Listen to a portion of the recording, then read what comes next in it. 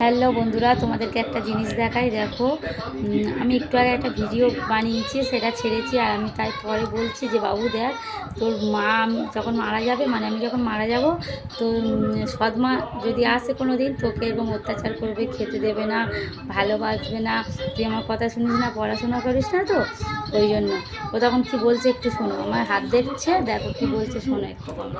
তুমি তোমার যদি এইখানটায় এরকম চিহ্ন থাকে এইগুলো, তাহলে তুমি মরতে মরতে বেঁচে যাবে।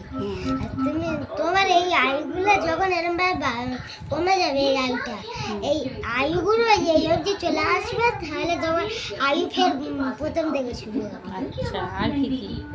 আর তোমার এই হাতের এই চিহ্নগুলো, যেগুলো তুমি করো, সারাক্ষণ খাও, করো, ওইগুলো ওইগুলো এই দাগের জন্য। এইগুলো তোমার টাকার চিহ্ন যদি থাকে, তাহলে তোমার হাতে টাকা থাকবে, কিন্তু তোমার হাতে টাকা হবে না। আর কি? আর এই চিহ্নগুলো থাকে হাতে। আর বিয়ের কথা কি বলছিলিস? বিয়ের কথা এইখানটায় দুটো দাগ আছে, তোমার এই দেখতে পাচ্ছ বন্ধুরা, দুটো দাগ আছে নাকি? এই তো, ও আচ্ছা, এই তো।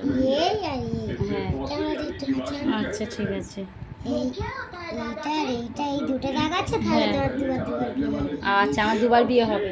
আর যখন মরতে মরতে বেঁচে যাবে, তখন ফের একবার বিয়ে হবে। ও আচ্ছা, আর তারপর? তোমার এইগুলো চামড়াগুলো দেখতে পাচ্ছ, কাটা কাটা দাগ, ওইগুলো যখন তুই বুড়িয়ে যাবে, তখন ওই চামড়াগুলো পুরো তোমার এরকম যেরকম চামড়া আছে ওরকম। আচ্ছা, তোমরা যদি কেউ হাত দেখাতে চাও বন্ধুরা, আমার বাড়িতে চলে এসো।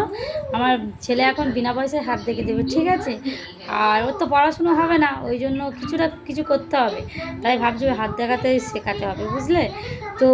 টাটা, সবাই ভালো থেকো।